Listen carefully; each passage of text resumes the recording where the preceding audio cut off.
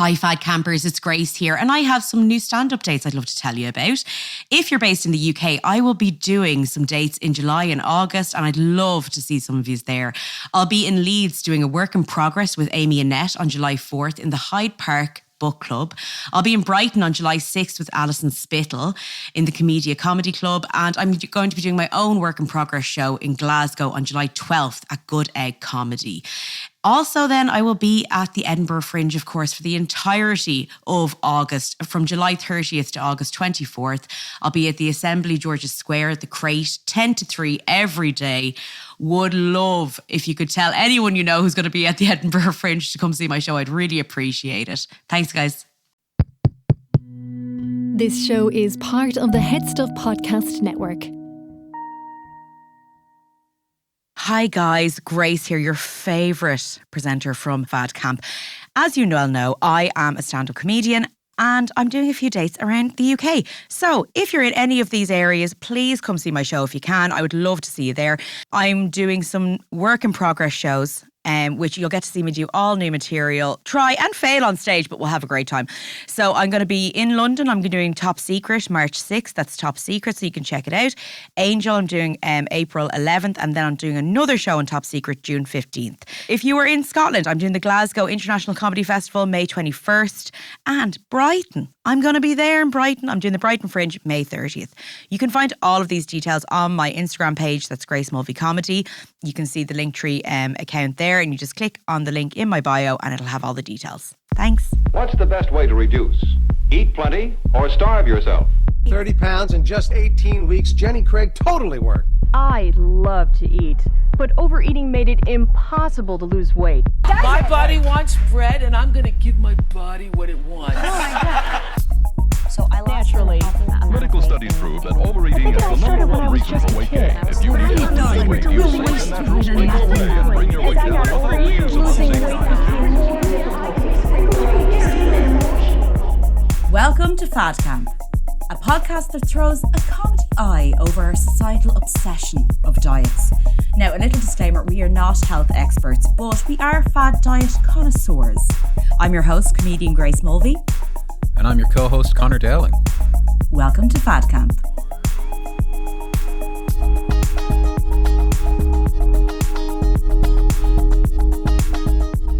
Hello and welcome back to Fad Camp. Hey, everyone. Right, Conor, this episode that we're going to do today, do you know much about the topic?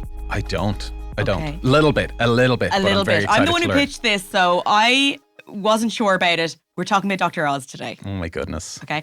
Our American listeners are probably a bit more Sure. Yes. aware of him than like UK or Irish or any other listeners. Not much of a thing here. He's not really much of a thing here. He definitely was daytime television in the background. Right, yes. But Dr. Oz is massive in the States. Now, before we get into the episode, I do want to mention Head Stuff Plus. We're going to be doing a little bit of housekeeping. If you fancy, maybe wanting some more bonus episodes of Fad Camp, get a bit more behind something extra. Yeah, something on the side. You know yourself. These are hard times we're living in. We all need a bit of something we like. So listen, Head Stuff Plus, you get free bonus content of all Head Stuff shows, including Fad Camp, merch discounts and freebies. We're going to be adding more merch. We, at the moment, have coffee mugs. They're very nice. Excited about the merch we're bringing to the table.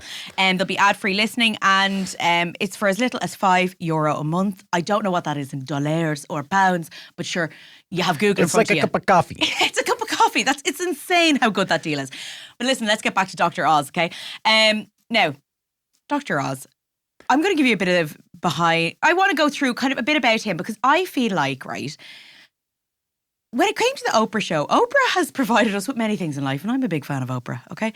But she really jump-started Dr. Oz and Dr. Phil. And Dr. Phil, absolutely, yeah. So, now Dr. Phil, I'm not sure of his credentials. Oh my goodness. Okay, I'm not going to say anything. I haven't done the background research on him. But with Dr. Oz, I genuinely saw, like, maybe just, I don't know, in the sort of what's the word, like in our Zeitgeist. culture. Yeah, in our zeitgeist. I knew of him. I kind of recognize his face. Sure. Again, like that kind of day, if you were sick from school or something, you probably see a Dr. Oz show on in the background or something like that, right? And if someone's on TV and they have doctor before their name, you can kind of expect a certain level of like credibility and stuff. At this stage though, you know, like especially back then, like Dr. Phil and yes. stuff, you were like, oh yeah, sure, I'll listen to this man shouting at these people. Now I feel like you could put doctor in front of anyone and I'd be Totally. like, I actually don't know if you're a doctor. Or like judge, like Judge Judy. I know is a judge, but then there's like Judge Rinder or something. Yeah, Judge Rinder. I think he's only on UK TV, but I have no idea if that man's a judge or if he just walked off a set in a black robe and they're like, he'll do. You know what I mean? So with Dr. Oz, I was really surprised going into the research. Actually, like his credentials are legit. Okay, yeah. Right? But what I'm going to be talking about today is his problematic relationship with weight loss. Okay. Weight loss supplements. And the fact that he was brought in front of the Senate at one point. What? Yeah. Because basically he was like just peddling a lot of really dodgy products. Now, I say peddling, he wouldn't say that he was peddling. He was like you know, from what I can gather, he's more like, I just was letting people know that these things exist. But anyway, whether we agree with that or not, we'll get into it. But okay, a little bit of background on Dr. Oz. Dr. Oz is an American television presenter, physician, author, and I've read all his books. All his books. Has worked in the I'm going to butcher this. Why can I never say words? Cardiothoracic surgery at Columbia University and is a former political candidate. I thought you were trying to say he worked in a car dealership, which I kind of would believe, to be honest with you, he has the persona of a car dealership salesman, okay? But he was a professor at Columbia University is what I was trying to say with that. Wow. Yeah, so again, the guy has credentials up the wazoo. But it's Dr. Oz's promotion of pseudoscience, including topics on alternative medicine, faith healing, and various paranormal beliefs that has earned him criticism from numerous medical publications. He sounds very fun. He sounds like he's just got a lot of strings to his bow, and I'm here for it. He's just a fun guy. The son of Turkish immigrants, his father was also a doctor. Oz was raised in Delaware and graduated from Harvard University. Wow. And the University of Pennsylvania. In 1982, he received his undergraduate degree in biology at Harvard University. In 1986, he obtained MD and MBA degrees from the University of Pennsylvania School of Medicine. He was class president and the then student body president during medical school. What? Okay, I was just, really surprised because I think just these type of, I'm going to say tacky shows that have been on over the years. Yeah. I just don't believe anyone's a doctor. I just believe they're in scrubs as like a Halloween costume. Well, I could picture, someone who's a very charismatic professor at a university and someone being like, get this man a TV show. Yeah, you know? Yeah, exactly. Oz began his medical career with a residency at the Presbyterian Hospital in New York City in 1986 after being hired by Eric Rose. Eric Rose, I want you to keep that name in your head because he will come up again, okay? In April 1995, Oz and his colleague Jerry Whitworth, great name, founded the Cardiac Complementary Care Centre to provide various types of alternative medicine to heart disease patients. The publicity of Oz's work created tension with the hospital administration, who expressed alarm at Oz's use of therapeutic touch, which he eventually dropped, right? Therapeutic touch is like an unsupported energy therapy in which a practitioner waves their hands over a patient's body to balance their energy field. Sure. Now, I'm not here to criticize alternative medicine, but I suppose what the hospital was like, this probably isn't what we would provide at a cardiac centre. However, it was during the 1996 World Series that Dr. Oz became famous. And he won the home game. He hit a home run. He batted it out of the park. I don't know baseball. Anyway, cardiac surgeon Dr. Eric Rose, who I mentioned before, was tapped to perform a life-saving heart surgery on a retired MLB player, Frank Torre, with Dr. Oz serving as deputy surgeon. The highly publicised operation was successful, and a day after the operation, Torre watched from a hospital bed as his younger brother, who was a member of the Yankees, took home the championship. So because of this random surgery that he assisted on of this former baseball player, the former baseball player had the heart surgery. It was successful, and it was the next day his brother, who was part of the Yankees, won the World Series. Okay, so how mad is that? And then they were like, "This Dr. Oz is amazing." Wow, that's how much Americans love baseball. Oh, yeah. That a guy who can be so... He's like a national hero. A national hero. The guy wasn't even playing. And they were like this. There's a Dr. parade Oz. in his honor. Exactly. Rose also, Eric Rose, was briefly a hero, and by association, Oz was too. Dr. Rose, and I quote in the New Yorker in 2013, said, "It was his first big splash of publicity and he loved it."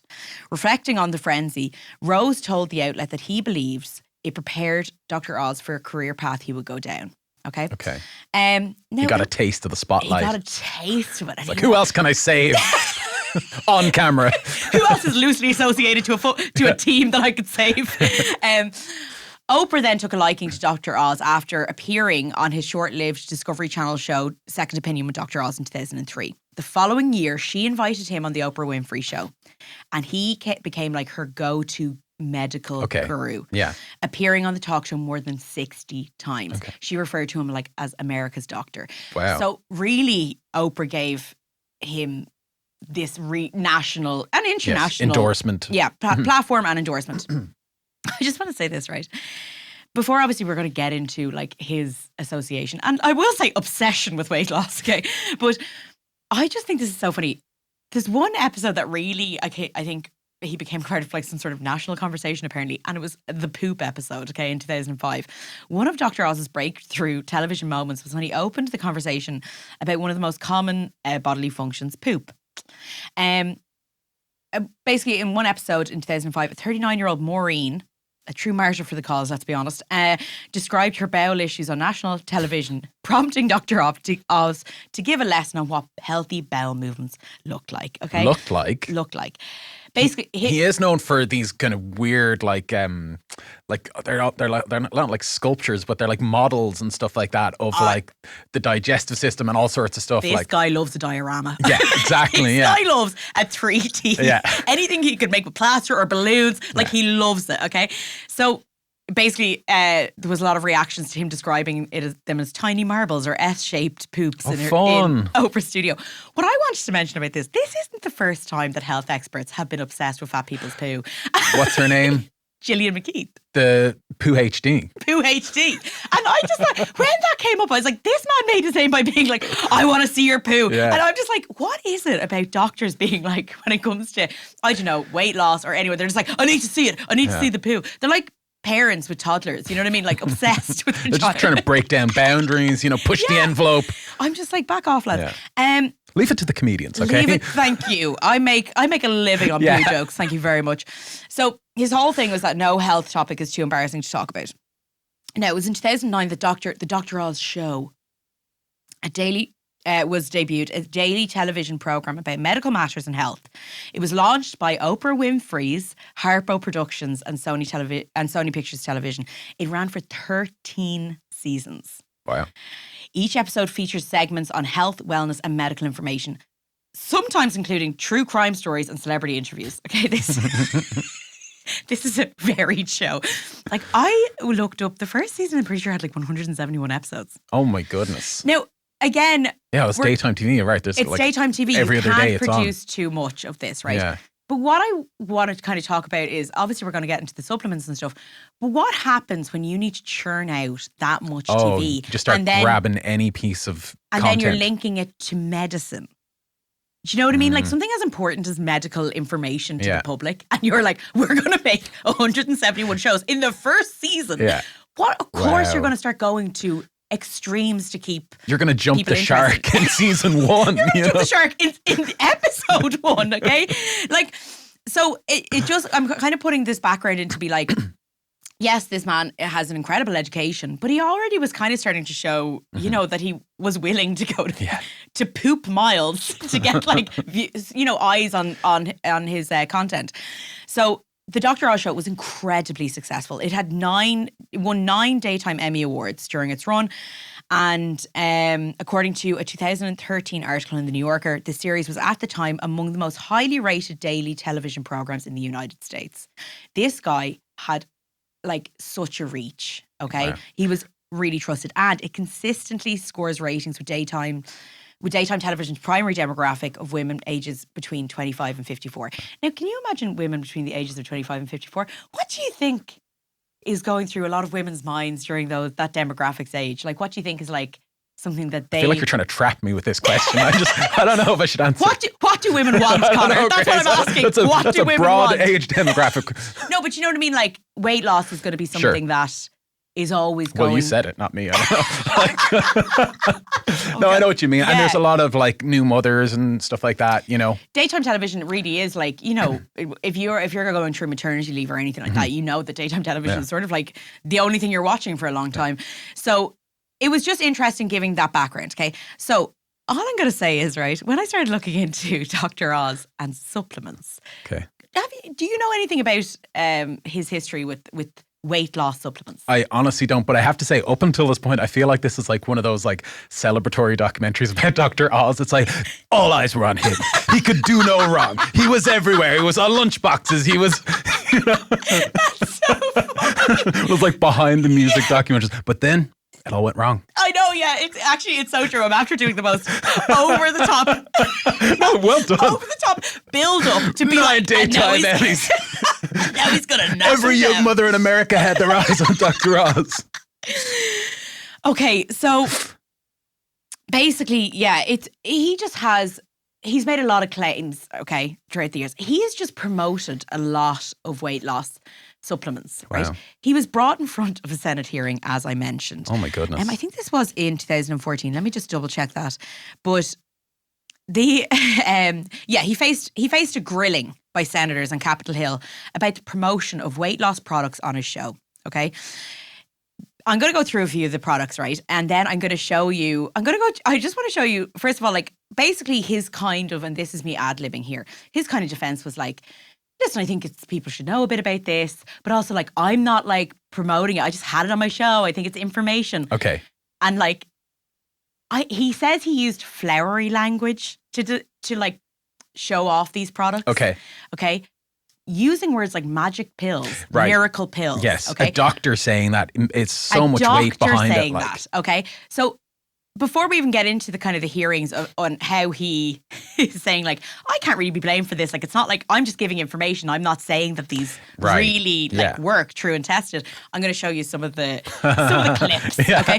One supplement. You should have been on that Senate committee, you know, grilling him, being like, well, here's a clip from one of your episodes where you said they were magic weight loss pills. You know, Conor, honestly, right, I'm holding a pen in my hand right now, like one of the senators. You're AOC right now. AOC, I'm going. I'm ready. You know, I did a lot of research on this. I didn't know much about Dr. Oz, and I was kind of like, remember I pitched it to you and I was like, maybe there might be something here. I kind of know he's done a lot of shows about weight loss. Like when I looked through the back catalogue, I was actually going to last night. I stayed up till 1 a.m. You watched all 171 episodes of season 1. Of season 1.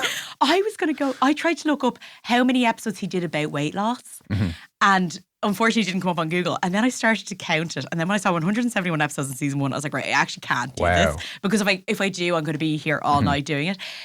But it comes up so much. Like, now there's a lot of like, even the titles of the episodes, they're all very screen grabby. Or they're all very like, you know, attention, you know, like clickbaity and stuff. From the get-go, but like the weight loss ones are just full of these trigger words of like miracle, myth-busting, fat burner. Do you know what I mean? We're going to kill your fat. You know what I mean? We're going to hunt it down. Whatever they do to sell these drugs, okay? So I'm going to talk about a few of these supplements. One is forskolin. I don't like the sound of that. I don't like the sound of that. Wait a minute. If you want to lose a little bit off your body. No, forskolin, right? So actually in one of the hearings, one of the senators brings up this supplement, reminding Dr. Oz that he called it lightning in a bottle and a miracle flower in an episode. A miracle flower? Yeah. That's not even anything. Okay. Yeah, I'm going to show you a little bit of He's just this adding clip. words together. A miracle flower is actually how it's described. Okay, I'm going to start this clip. I'm going to be stopping and starting a little bit, but here's what I want to show you first, okay? This is how Dr. Oz introduces the episode. Want to make sure their stubborn stomach fat instantly disappears. Ooh, how sleek. You like that? Well, today, I'm going to show you how you can do the exact same thing with my Rapid Belly Melt. Who else here wants to melt their belly fat? What happened at the start of that episode? He showed a wall of bellies. Yeah. And then said, On a I'm gonna, screen, on like a literally screen. on a screen. And then he said, I'm going to make your belly fat instantly disappear. And then the background screen morphed to flat stomachs. Flat stomach, incredible Photoshop. And people in the audience were like, what? This is insane. And I don't blame them for believing him. He's a doctor standing there. Like, it's like a magic trick. It's crazy. It's absolutely mental, right? Here's the next bit. Here's what he gets the audience to do next, okay? So I want to challenge you all. I want you all to stand up if you don't mind. Everyone stand up. And I want you to go ahead and show your belly. I won't look. And take a little belfie. Lift your shirt up. Take a picture of your belly. Let me see you all do this. They're all over it. We got photos happening all over the place. Nice job. Do it bravely. That's it. Good, good. Oh, I love that you guys are doing this. This is how you sort of see what's going on down there. Let me see this one more time, please, ma'am. Show me how you just did that. This is perfect. No one can see it all. Not even her. All right. I love that most of them didn't even give him the satisfaction of doing it. You know, most of them just were like, okay, So what happened there was Dr. Oz basically gets the audience. For some reason, they all have identical weird phones to take selfies of their belly. But then at the end, goes up to this woman and is like, oh, show me how you did it again. And she goes to take a selfie of her belly. And then he goes, you can't even get all of it. He says something like that where it's like, she can't even see all of it. And I was like, what is that comment? That's harsh. So weird. So again, this is what the style of show we're talking about, okay? Now, I want to bring up, again, he's about to talk about forskolin, okay? He goes and up, also, sorry, but this sounds like that's in the past 10 years. Definitely. Like if he's talking about selfie. Yeah, exactly. You know, this isn't that like it's long not ago. the early 2000s, you know? No. You're talking like this is in the last 10 years for sure. Yeah. I just want to show you this next bit, right? He talks to basically one member of the audience who definitely wasn't planted there at all. He just happened to know her name. That's insane. But again, kind of showing you, like, if you were to say that this man then went up in front of a Senate and said, oh, I use flowery language, but I'm not saying it definitely works or anything like that. You know, around that, he's kind of paraphrasing there. Let's see, we're going to look at some of these belfies. Kelly, you want to go first? Sure. How are you? I'm wonderful. Good. So Glad what do you got? to be here. You got your picture there? Yes, I do. Okay. I can see it. Can you show it to everybody? Oh, there it is. What would you like to change about that picture? What wouldn't I like to change about this picture? Slim that belly down so that my clothes fit real smooth and I don't have to buy all these extra clothes to cover up this belly. So what if it looked like this? Take a look at this picture. There it is. Ooh, melting away.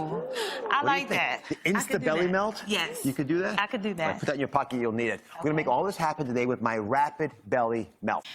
So that was very confusing. That was very, again, first of all, she's meant to have taken this selfie of her belly, which, by the way, she definitely took days before because, she's in a totally different background and in a sports bra. And then they do this thing where they're like instant melt and they just Photoshop, again, what they think it should look like, a flat stomach, right? He says, how would you like to instantly melt that fat away? First of all, he's saying fat in a particular place. He's talking about stomachs. Yeah. Which, can you actually target fat off a certain place in your body? No, you can't. And most doctors should know that. But also instantly? Instantly, done. Okay, it should be done, no? Yeah, exactly. Or do you mean instantly later or instantly in a few weeks? Like, what are you getting at, sir? Yeah. And how do you define the word instant? Okay, so again, I'm just going through like little clips. I'm only going to go through it with this one drug, okay? But I wanted to then show you what he does to kind of show how this drug works. So as we mentioned, Dr. Oz loves a little diorama. Yeah. He loves, basically, if you were trying to teach science to 4-year-olds, you'd be like, this is how a volcano works. You know, like that sort of thing, right? And he gets in there and he's taking out the stomach and he's juggling it. And then he also does kind of CGI stuff as well, doesn't he? Where he's he'll show a thing on a screen where it's like a whole fucking... Oh yeah, for sure. Okay, well here, let me show you the clip right now, okay? The first tip is something called forskolin. Okay. Forskolin. It comes from the mint family. Easy to find, but I want you to first understand how it works. So I built you a little model of belly fat. Okay. Whether you want to admit it or not, most of us are facing this in our lives. So I want to show you why this is so cool. Forskolin works like a furnace, but it's on the inside of your body. So instead of trying to beat on your fat from the outside, it burns fat from the inside. Are you ready? Ready. Take a little step back. Okay. Little step. Not that far away. Not that far? Okay. All right, ready, everybody? This is what forskolin does to your belly fat. Whoa! Ooh.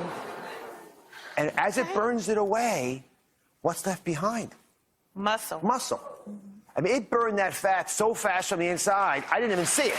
Right. So what I really love about that clip is they do an instant replay, which Yeah. I was like, what person missed that? Why they were like, oh no, just for the idiots at home who didn't get it the first time.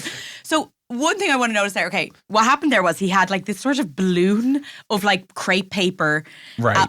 and it was just had fat written on it, and he said, "This is what's in all of our stomachs." And then he got like some sort of lighter and just lit it up, and it burned instantly. It was a fire stunt, a pyro stunt. He's a fire starter, right? And then there was this hunk of like red meat in the middle, and he's like, and what it does is, and what he says in this segment, what forskolin does is it burns the fat instantly and leaves the muscle. So he actually says that's what it does. Which I found weird, but I'm like, oh, but you're a doctor literally saying on the show right then and there, this is what it does. And then you're going for an instant replay to really hammer the point hammer it home. home. This is exactly what this drug does. Wow. I just can't see how there's any comeback from like to say, oh, that's just flowery language. It's just, exaggeration. It's for the cameras, any of that stuff. It's like a lot of what you're saying just is very matter of fact, Well, like again, I'm like, this man went to Harvard. Like, he's not a silly, you know what I mean? Like, I'm like, he does have. Totally. He's not Dr. Nick Riviera. Exactly. Dr. Nick Riviera. Incredible reference. So does forskolin work? I hear you. Don't ask me, Conor. Some people, this was now from Medical News Today, an article from Medical News Today. Oh, sorry, but also the picture of the random plant. Like, I love this. Like, and I love it goes from the mint family. Oh, that was also a big thing around in the sort of the 2010s. There would be some thing going around the internet where it'd be like, this plant that no one's ever heard of can cure cancer. It can do this and can do that. And it would just be some like random plant. And then you go onto like Snopes.com and Snopes are like, no, that's just some random plant that someone has just like added into an article. So it's just, maybe that is the same thing that his drug is made out of. But come on. And it's not his drug. Again, like this is a different company and stuff like that. But like, I think, and even the graphics, like everything is so simplistically done. But like, it really bothered me, not just the supplement, but the fact that he was just literally claiming stomach fat. Because as an apron belly girly myself, I've got a stomach. I've always had one. Apron belly. Have you ever heard this? Oh, I've heard that. Yeah. Yeah. So low hanging belly, my low hanging belly people out there, you know what I'm talking about. Some people just have these stomachs. So for him to be like, yeah, you can target it. Like, I've been told that my entire life, there's not an amount of crunches that I'm going to be able to do. It's going to change my body type. Even, by the way, when I was at my smallest, in my most, say, like, eating disorder days, my stomach was always there. So for him to say that in a room full of women who were there, apparently they must have gotten it was an apron belly girly audience. Casting call. Yeah. Well, true. I mean, I think one of the things that's frustrating about it as well is that, like, even though people in the audience, I'm sure, are hopeful that he's going to offer some, cure-all, magic weight loss thing, like, even though there is that kind of hope, there's people in that audience have done diets before, have been promised nonsense before and not gotten the results they were promised. Like, so there is a huge amount of feeling like he's just taking everyone for absolute idiots. You feel like, really, is that what you think of our intelligence? Like, because like, obviously, this doesn't work. Like, I can't watch that like today or 5 years ago and go like, oh yeah, maybe this works. Do you know what I mean? Like, so I can only imagine the people in the audience are going, oh, this is exciting being in a TV studio audience. Like, you queue up and you get picked to go in and all of that sort of stuff. And then you're given this basically magic show, it is a magic show. Like, even that fat disappearing. Totally. I was like, if a dove came out of there, I wouldn't have been surprised. Like, and I also think there's something about, and not to like lay blame on Oprah Winfrey's door, but this is the show is a Harpo Productions. She signed off on this. Also like she has had him on his show, and America's Doctor. Like, so for stuff like this, I'm like, okay, well now I'm like this, because Oprah Winfrey show is an amazing show. This seems almost like a sort of like hacky, you know what I mean? Like, just, well, whenever someone says America something, before someone's profession, like, you can expect things to possibly go wrong. Like, who America's mayor was? Not to get too political, but Rudy Giuliani. Oh, right. He was America's mayor, for years, and he was so respected. And, and then the past few years have not shown him in too good of a light. So, guess it's just a matter of time. We should be America's anti-diet bitches. I just think you should be sitting beside AOC on the Senate. That's all. Yeah. I'm here for it. Okay, so medical news today, just forskin work. There basically some people may use. No, Grace, no. I did the research. I'm reading it out. It does not work the way Dr. Oz says it works. It may do some other stuff in which you could say, oh, it works in like giving you a tail or something like that. Apparently, it's from the mint family. It might give you some minty breath. It burns your fat from the inside out, not from the outside out. Grace, not from the outside. He said it's like a furnace. Like a furnace. Like, pass. Hard pass. No thanks. Some people might use foreskin to support weight loss. Stop However, saying. I'm trying to read out the thing. However, the scientific evidence may not support the hype that surrounds this prominent weight loss supplement. Basically, it shot into popularity after praise from Dr. Oz's television show. This is what I mean. Like, this is like when Dr. Oz promotes something, that's why that Senate hearing happened, because they were like, they used him as an example because he was the biggest example. They were like, when you talk about these things, people go out and buy them.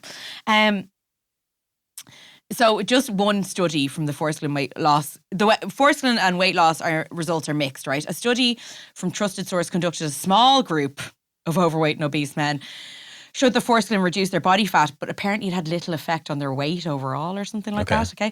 It also increased their testosterone, so good for the boys. Other studies conducted had varying results. In a double-blind study, 23 overweight females, and these are the terms they use, overweight females were given 250 milligrams of foreskin twice a day for 12 weeks. The study shows foreskin failed to help the women lose weight. Yeah, that was it. Right. So, exactly, there was absolutely... So, to go I'm shocked. Hang on. Are you saying Dr. Oz, MD, was incorrect? Incorrect too. What I find interesting is to go from two studies where it's like... So, we tried it on like a small group of men and kind of had little effect on their weight. And then 23 women and kind of didn't have any effect on their weight. And he's like, a furnace that burns the fat from within. From the bowels of hell, your fat will be banished. Your fat rose like a swan from the ashes. Okay, phoenix from the ashes, that's what I was trying to say.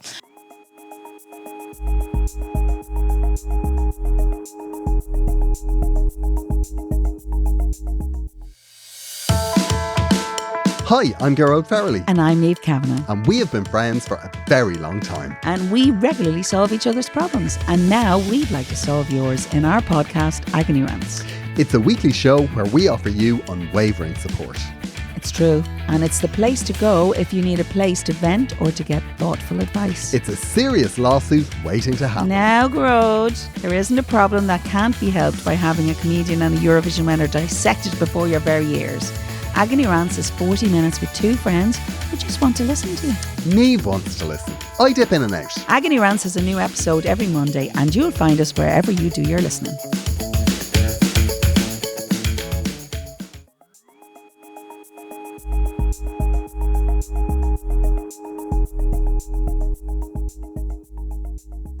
Okay, cool. So the one that really got him into trouble was the green coffee bean extract. Have you heard of green coffee bean? Someone gave my family a bag. I'm sorry, this is like, they're not listening, but it was a shitty present, okay? Sorry, someone gave. That sounds so dodgy. It sounds like you got it from a dealer like off the street. street. As a gift. Okay. A bag of green coffee beans.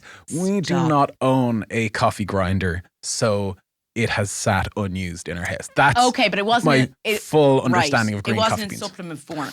No. So some person off the street gave you a bag of green coffee beans, what you're telling me. I have not yet broken them up and snorted them. Okay, very good. You could be in here in front of me, a waif. So I could show you the link of what he said for the green coffee bean extract. It's kind of more the same sort of stuff, right. like really like backing it and being like, oh my God, like it's the new thing that's gonna change your life and like melt that fat away. It is entertaining to watch though. That's the thing. Like you're sitting there, it's visual, it's kind of dangerous. Maybe his eyebrows burnt off a little bit there. Honest to God, I don't think even like if I was watching this 5 years ago that I don't think I'd be above being like green. Oh my God, cheers. Green coffee bean extract. Green coffee beans now, isn't it? Fair play running into the kitchen, like chopping it up, snorting it. This was the best gift I ever received. I was so ungrateful. But basically, like, wait a minute. Do you think that gift was like like when you give someone like a diet thing as a gift? I think someone was like, "Hey, maybe you need to lose a few pounds here. Here's some green coffee." Dr. Oz sends his regards. You really should go after this person who just dropped off green coffee beans. Hey, saw Conor the other day. Really thought he could use this. Yeah. Okay, I'm going to show you the little clip of the coffee green one because I just want you to see how he mentions a certain study because it's going to be brought up again in another video. Millions of you love coffee, but now you're going to love it for a whole other reason. A staggering newly released study reveals that the coffee bean, in its purest raw form, may hold the secret to weight loss that you've been waiting for. The study, presented at a meeting of the world's largest scientific society, triggered unprecedented excitement for a weight loss study. It showed women and men who took green coffee extract lost an astounding amount of fat and weight, 17 pounds in 22 weeks, by doing absolutely nothing extra in their day. Could this be the magic weight loss bean to help melt away unwanted pounds that you've been waiting for? You heard that he really, really backed this study. Yeah. He was like, this study has changed everyone's life. Like even he did a kind of one of those little videos where it's like, he's like, Americans love coffee. And then you're shown like 20 different graphics and videos of people drinking, pouring, and just looking at coffee. Okay. Because apparently I just think Dr. Oz thinks everyone's an idiot. Like whoever edits these videos just thinks that like anyone watching this doesn't know what coffee is or has just landed on Earth. But anyway, but he really touts this study. Now, Conor, do you think that study holds any? Because apparently he was like, it was just shown at like this big. By the way, also he says it's been shown at some massive conference for doctors. He doesn't name the conference. Throw a name at us. Throw a name at us. Like, what conference is this? Like, mention this supposed biggest meeting of scientific minds. Like, what is this? It was like, I can't even imagine what you're talking about. Like, and it's like, and everyone got so excited about it. You know what his vague pseudoscientific language reminds me of? So many of these ads that I have been getting bombarded with on Instagram, where it's like some nutritionist, fitness influencer person being like, this random study that I'm not going to actually link to or mention got people really excited. And you're like, yeah, but like, what are the actual details? Like, show me. It is such a red flag that he didn't mention whatever. And like, to say the biggest scientists and doctors, like, meeting. What are you talking about? It's like they're like Stephen Hawking himself was in attendance. Like the biggest scientist and doctor. Like what? But it's like how a child would describe a doctor and scientist meeting, the biggest doctor and scientist meeting that ever happened.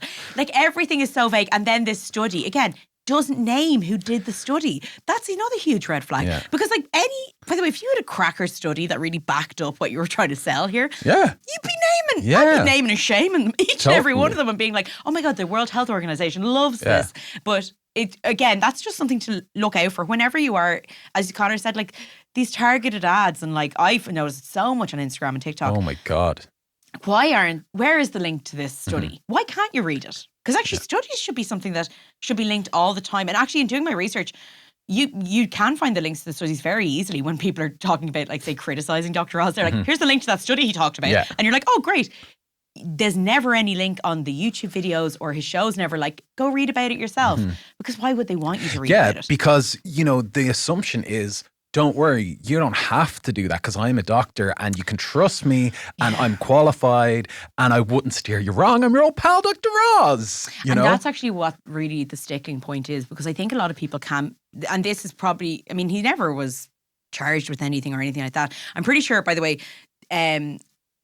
Senator Claire McCaskill, who's a Democratic senator for Missouri, this was, I think, in 2013 or 2014.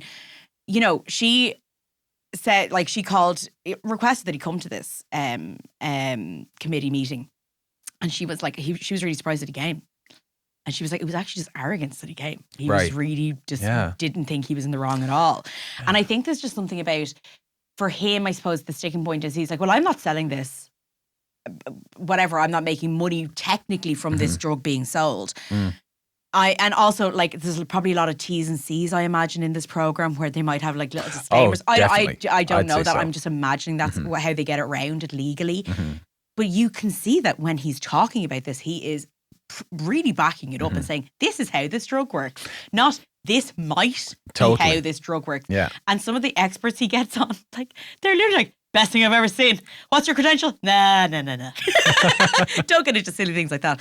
So to talk about this Senate meeting, right? There was loads of different supplements he touted again. Raspberry Ketones, have you ever heard about those? Oh, I have heard about that. Yes, yeah. There's the African mango diet pill, which don't really love that it's just African to the continent. It's exotic. That makes it sound like it's special and different and, saffron extract, all these sort of stuff, right? I have heard of people adding saffron to stuff to try to lose weight. Saffron is very expensive. Is it? Okay, so basically there was a subcommittee on consumer protection, product safety and insurance. This is around 2013, right? So as I said, Senator Claire McCaskill was the chairwoman of this committee, and they were looking at false advertising for weight loss products. So they called in the big guns. Wow. They took issue with assertions that Dr. Oz has made on his show about products that don't have a lot of scientific evidence to back them up, such as coffee, green coffee beans, which was the one that really got him into trouble, okay? Okay, so I'm going to show you just this clip of, I think you're going to like Senator Claire McCaskill, okay, how she kind of takes him to task. But here is the first. Now, here's 3 statements you made on your show. You may think magic is make-believe, but this little bean has scientists saying they found the magic weight loss cure for every body type. It's green coffee extract. Quote, I've got the #1 miracle in a bottle to burn your fat. It's raspberry ketone. Quote, Garcinia cambogia, it may be the simple solution you've been looking for to bust your body fat for good. I don't get why you need to say this stuff because you know it's not true. So why, when you have this amazing megaphone and this amazing ability to communicate, why would you cheapen your show by saying things like that? Well, if I could disagree about whether they work or not, and I'll move on to the issue of the words that I used. And just with regards to whether they work or not, take green coffee bean extract as an example. I'm not going to argue that it would pass FDA muster if it was a pharmaceutical drug seeking approval, but among the natural products that are out there, this is a product that has several clinical trials. There was one large one, a very good quality one, that was done the year that we talked about this in 2012. Listen, I want to know about that clinical trial, because the only one I know was 16 people in India that was paid for by the company that was in fact, at the point in time you initially talked about this being a miracle, the only study that was out there was the one with 16 people in India that was written up by somebody who was being paid by the company that was producing it. Okay, so oh my God, chicanery. Remember that study in the green coffee bean extract? That's the study he was referring to. Oh my God. 16 people in India. Okay. So they just bought it like people buy followers on Instagram or buy a click farm in India. Like it literally made no sense, okay? I want to tell you that study was then redacted. Oh wow. Yeah, it was later redacted. But it was alive long enough to make sales, and that's all that matters. Because they know, look, this is going to get thrown out. So in the meantime, we have to push this as long as we can until the law catches up with us. But meanwhile, we've made our money, and the legal fees we're going to pay will be a fraction of our profits. And the study was paid for by the manufacturer, the people who were producing the drug. So the pair of scientists who were responsible for the study said online, the sponsors of the study cannot assure the validity of the data. So we, Joe Vinson and Brian Burnham, are retracting the paper. Okay. It was a small study published in 2012, and it said that, on average, human participants can lose 18 pounds over 22 weeks. The Federal Trade Commission, which is why this whole Senate hearing was happening, right, filed a complaint. This is some of the things that they said was wrong with the study. First, that it altered the weights and other key measurements of the subjects. So straight away, wow, yeah, they just were like, we just changed some things. They changed the length of the trial, and they confused which subjects either took a placebo or actually took the drug. Oh my goodness. So they confused which subjects, and this then was touted on Dr. Oz's show. So these scientists, first of all, just sold their credentials basically, and then fudged the results. But I'm not going to, because you can, like, I'm sure there's all these different things that happened, but this is what the Federal Trade Commission said that happened. Like, they were like, these are the 3 issues we found. One of them was like, they altered the participants' weights. They changed the length of the trial. So they weren't honest about how long the trial was. This is according to them. Yeah. And they confused the subjects who took the placebo or actually took the drug. So I don't even, like, whatever about this report being made, right? The fact that it was so few participants and it was one study. And then Dr. Oz takes that and goes, that's enough for him. Like, that's enough for him. That shouldn't be enough. And that only makes me, and I don't know if this is something you're building up to or if it's something that is available information, but it just makes me suspicious and makes me, and probably the Senate people going like, the only like really logical conclusion is that either your show or you are getting a cut of this in some way. I mean, that's just a speculation, a suspicion on my part. But like, why else would a doctor be like, oh, that random study that a company paid for their own product, I'm going to now preach that as gospel? I mean, I can't say, like, obviously we don't know. Like, I can't say what money ever but changed. We know. We know. We don't know. Our listeners know. But why would you put your reputation so on the line? Like, that's what, or does he care? Like, does it matter? Like, what's shocking to me is watching him come out on that episode about green coffee. Who knows where that fell before or after, years before, years after the Forskelin. I'll never get that right. The foreskin diet. Just think about foreskin anytime you're hungry. Lose your appetite. You could lose 2 ounces. You'll never eat again. But like, to come out with this episode, clearly months ago you've said, hey, take this foreskin thing, it'll make your belly fat instantly disappear.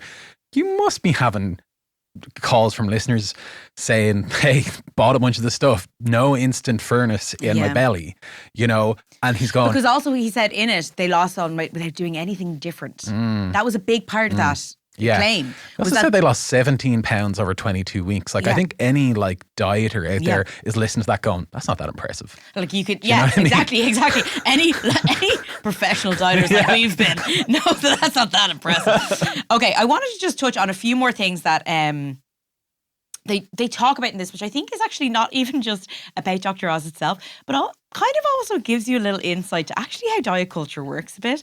So I just want to see what you think of what the Senator and Dr. Oz say next. We can spend a lot of time arguing the merits of whether green coffee and extract is worth trying or not worth trying. Many of the things that we argue that you do with regard to your diet are likewise criticizable. I mean, should you be on a low-fat diet, a low-carb diet? I've spent a good part of my career recommending that folks have a low-fat diet. We've come full circle in that argument now, no longer recommend that, many of us who practice medicine, because we realized that it wasn't working for our patients. So it is remarkably complex, as you know, to figure out what works for most people even in a dietary program. Even in the practice of medicine, we evolve by looking at new ideas, challenging orthodoxy and evolving them. So he is very good at spinning the BS. Like, he could be a very good politician. Oh, and he's tried.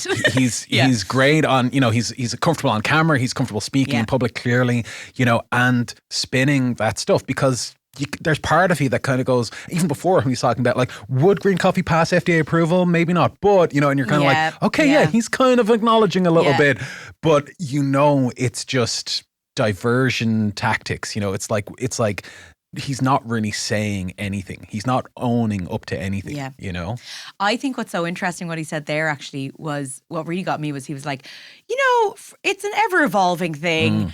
And for years we were telling patients to go on low-fat diets, and we know now that doesn't work. And I'm like, how interesting that actually a doctor admitting, we kind of just not make this up as we go along, but like, we don't know. Like, isn't like, what gets me is that he's basically admitting for years I was recommending to people to go on these low-fat diets, which we both have done low-fat diets.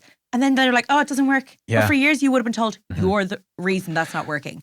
And now he's just admitting that that's what they do. And then what got me at the end was he goes, we're always evolving. We're challenging the way we think. And I'm like, you're challenging the way you think, but not in the way actually, but in no way actually going, why are we obsessed with fat people losing weight? Like, actually, what if we rethought the way fat people are? Like, what if we actually looked at this data that we have from a different point of view, instead of being demonizing fat and demonizing fat people? What if we actually instead of emphasizing weight loss, looked at overall health? Like, what if we looked at it a totally different way?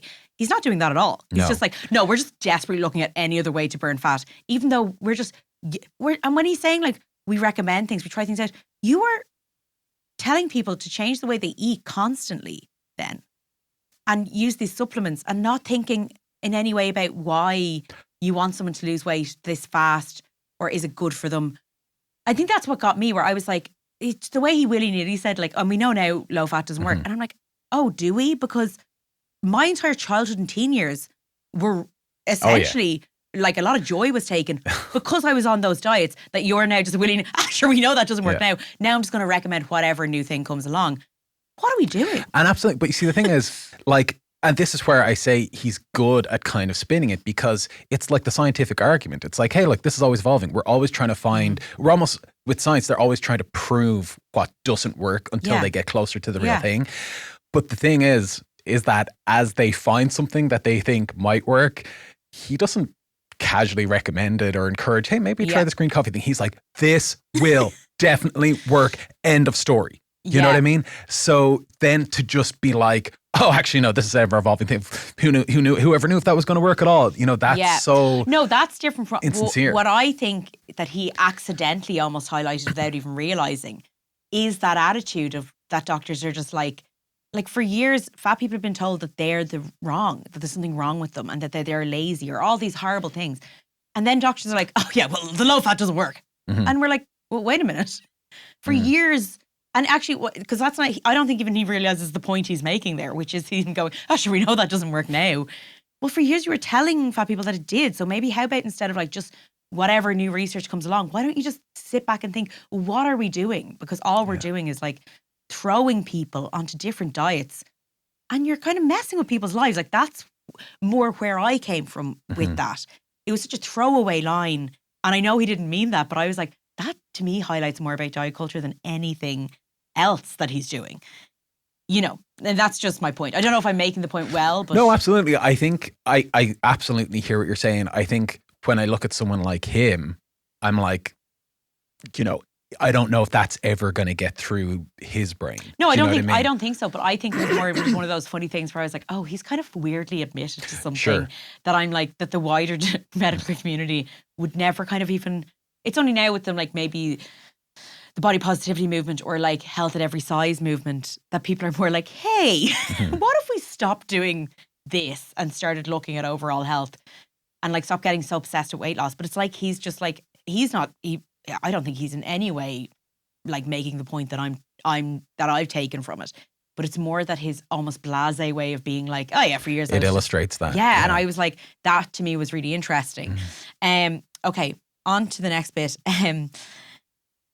Right, I just wanted this. I thought was very funny as well, and I just wondered what you thought of it. But again, I don't think there ought to be a referendum on the use of alternative medical therapies, because if that's the case, listen, I've been criticized for having folks come on my show talking about the power of prayer. Now, again, as a practitioner, I can't prove that prayer helps people survive an illness. On the other hand, you don't have to buy prayer. It's hard to buy prayer. That's the difference. Prayer's free. Yes, prayer's free, and that's a very good point. Thankfully, prayer's free. So I thought that was so interesting, where she's like, prayer is free. What you're peddling isn't. And I know this is such a small point that we've made in Fad Camp so many times over the years, but you can't, people can't make you buy things if you're happy. You can't, it's very hard for capitalism to work if people are happy, because it's hard to get people to buy things. And the same with diet culture.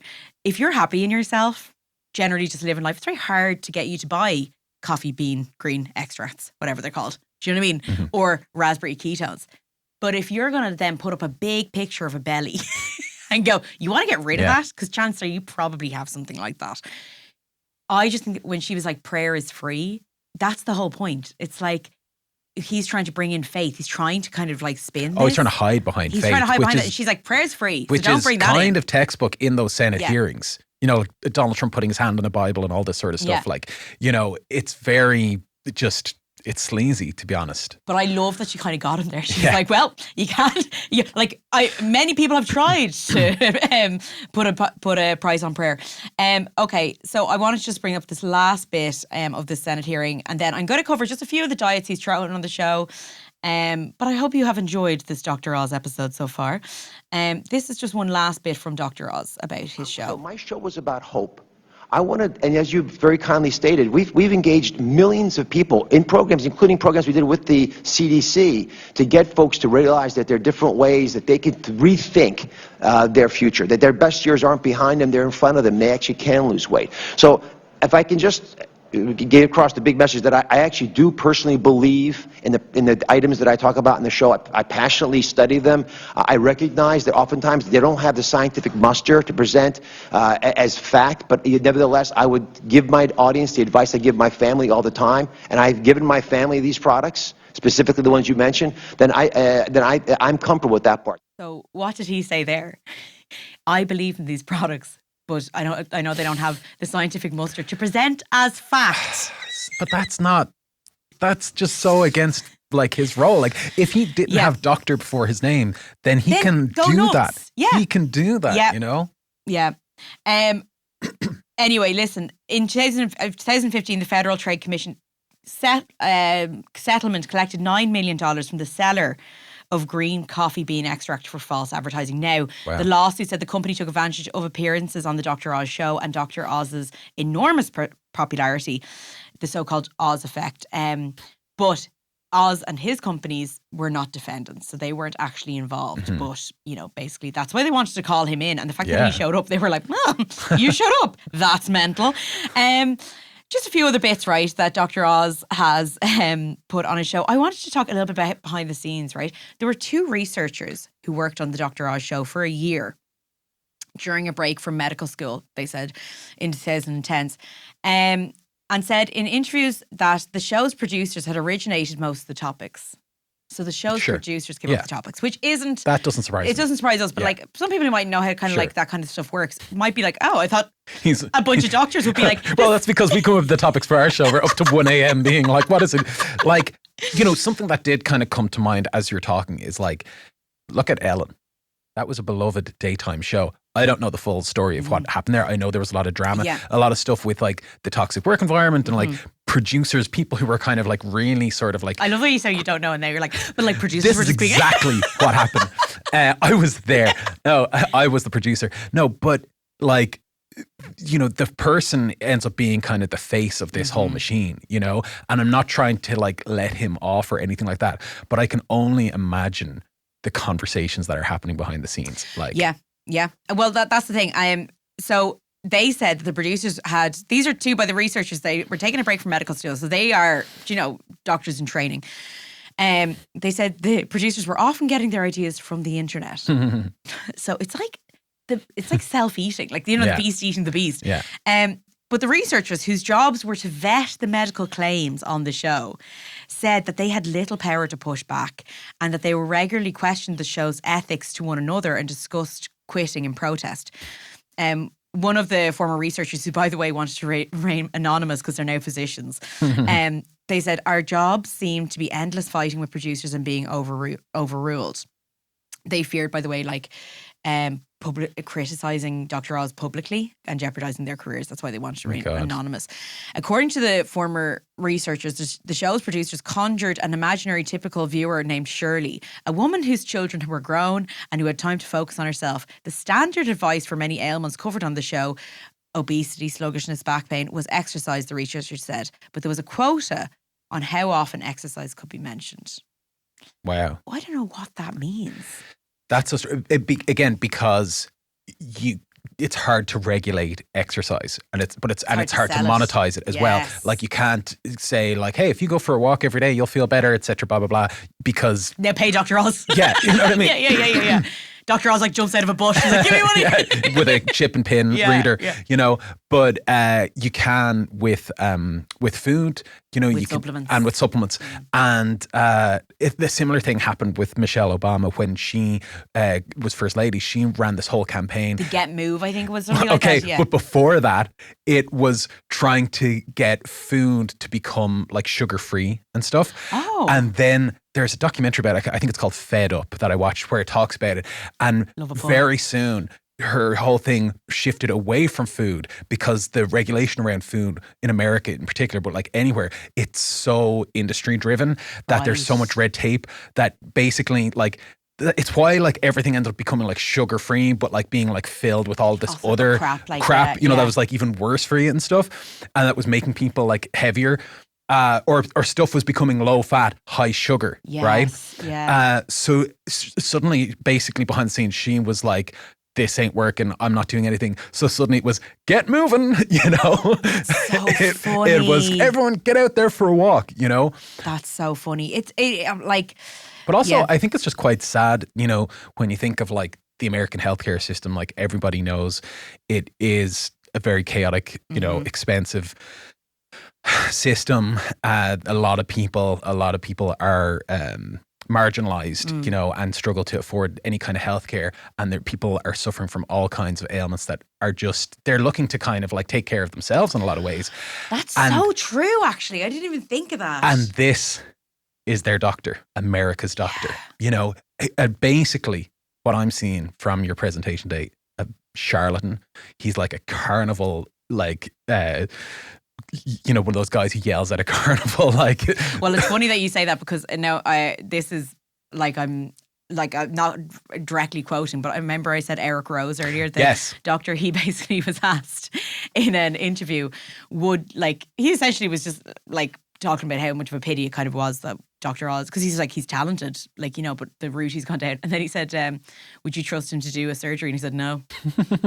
Now, that's paraphrasing, but that's basically what he said. So it is that kind of interesting where that's America's doctor. And this, and he, by the way, there was a group of doctors who tried to get him, I'm pretty sure, kicked out of Columbia University, as in like off the board. Wow. At one point, I think it was in 2015. But again, like a lot of them were quoted as just saying like what he's doing is totally against the oath that doctors take, particularly in the States. I know there's a particular oath that they take. And they're just saying what he is doing is wrong. Now, the Columbia University didn't end up doing that. I think they kind of said, oh, you need to allow people with different opinions, or sort of like, you know what I mean? You're getting into different territory there. But like, it just is interesting that the medical community are really very critical of him. I wanted to say one study, a 2014 study, right? And I wonder if you think this is like in any way surprising. A 2014 study published in the British Medical Journal found that medical talk shows such as The Dr. Oz Show and The Doctors, another absolute... Have you ever heard of The Doctors? Oh, I think I have seen that. They literally sit in scrubs. It's yes, so funny. I have seen that. They must be freezing. There's so many... And they're so like muscular. Like, they look like the cast of Grey's Anatomy. Do you know what I mean? They really do. They really do. The Doctors often, so shows such as The Dr. Oz Show and The Doctors often lack adequate information on specific benefits or evidence for their claims. 40 episodes of each programme from early 2003 were evaluated in the study, determining that evidence supported 46%, contradicted 15%, and was not found for 39% of the recommendations on The Dr. Oz Show. So they were able to find evidence supporting 46% of the content on the show. 46%, less than 50, less than half of what he talks about on the show. Contradicted 15%, so straight up contradicted 15%. And we're not able to find evidence for 39% of what the man says on that show. Like, that is bananas. Shocking. Okay, so a few like last minute things about where Dr. Oz is now. His show is no longer running because he decided to go into politics. Oh, why am I not surprised? Why are you I kind of called it. Yeah. So he's going to be president in a few years. Wow. He didn't win. But like, it didn't work, basically. But some other controversy, right? In 2011, the Dr. Oz show told viewers that apple juice contains dangerous levels of cancer-causing chemical arsenic. One of his former med school classmates, Dr. Richard Bresner, told Good Morning America it was like yelling fire in a movie theatre. At the start of the third season Oz geared up by declaring that tests conducted on the show's lab revealed several samples of apple juice exceeding the safe limit of arsenic. Professionals on the matter, including the FDA and one of the apple juice manufacturers, warned Oz before the segment airs that his methodology was incorrect and would be irresponsible if publicised because it failed to distinguish between organic and inorganic arsenic. Oh my God. So anyway, listen, the FDA came out and said there's actually no cause for concern. Rather than retracting the misleading claims, the Dr. Oz show stood by them. Where is Oprah in all of this? Well, this is the thing. I mean, how much is I wonder how, like, the Harpo production company or what still produce. Like, I wonder if they ever ended producing this. But that is, I think, I do remember reading somewhere that she was kind of like, particularly because like Dr. Phil and Dr. Oz kind of both tended to end up on quite the right wing kind of conspiracy theory spaces. Like when it came to COVID, there was some dodgy stuff there. I'm pretty sure she was like, oh, well, each their own. Like it was kind of like she was very much just like, well, they're allowed to do whatever they want. She doesn't own them, obviously. But like, it is interesting they both started from her show. Yeah. Like that to me is something that I'm like, I wonder personally how she feels about it. But also what was sort of background was done, because some of the stuff that he was kind of touting was kind of even before he went on that show. Like if any sort of research had been done, this mightn't be the guy that you'd want, So let me just do one more thing. Oh yeah, in 2015, doctors called for Oz's firing from Columbia. Basically, a group of doctors from various institutions called for his firing from Columbia University because he continued to hold a high-level role in the surgery department. And as I said, Columbia University didn't do that. In 2016, Trump enters the picture. Oz wasn't always seen as a political figure. However, in the final months of Donald Trump's presidential campaign, Oz gave his fellow TV star airtime in what CNN suggested at the time was an attempt to boost popularity among female voters for Trump. On screen, Oz took hold of Trump's physical exam results to decipher them and asked some questions about his health.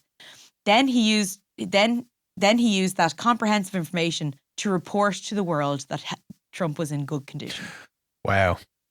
That's just hard to watch. A hard pill to swallow. Now, the last bit, dangerous COVID claims. In the first few weeks of COVID-19, Dr. Oz appeared on Fox News more than 25 times to promote hydrochlorine or chloroquine. Stuff. Chloroquine, an anti-malaria drug used for treating lupus as a cure for coronavirus. CNBC recently reported that Dr. Oz owns at least 630,000 in stock. Oh, come on. Interesting. Interesting, one would say. It's like, am I shocked or just disappointed that I was basically, my speculations were in the right direction? And then he launched a Senate campaign in Pennsylvania and he lost. It was, to be honest with you, very funny. His opponent, I think his name is John Fetterman, basically started posting videos of like Dr. Oz's medical advice from the past, because basically Dr. Oz stopped his show and was like, I'm going to go do this. And a recent ad from Featherman's, this is back in the day, Featherman's campaign shows Oz hyping miracle supplements, including one where he called fairy dust for your belly. Featherman tweeted, "Too bad there's no miracle for being a total fraud." Fair play to him. And that is my episode on Dr. Oz. Thanks for listening to this episode of Fad Camp. As always, we want to thank our producer, Darren Lee. If you enjoyed this episode, please feel free to review us on iTunes, Google Podcasts, or wherever you listen to your podcasts. Great ratings and reviews really help more people find the show, and it would mean a lot to us. Make sure to share the episodes with friends and family or on your social media. Every listen helps. And we absolutely love hearing from our listeners, so please get in touch with any of your diet stories on fadcamppodcast@gmail.com.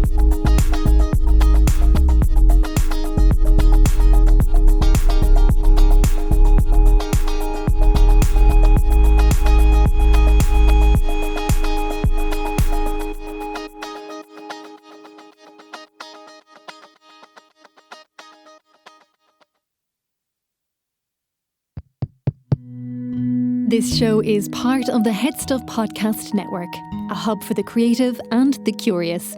Shows are produced in association with Head Stuff and the Podcast Studios Dublin. Find out more or become a member at headstuffpodcasts.com.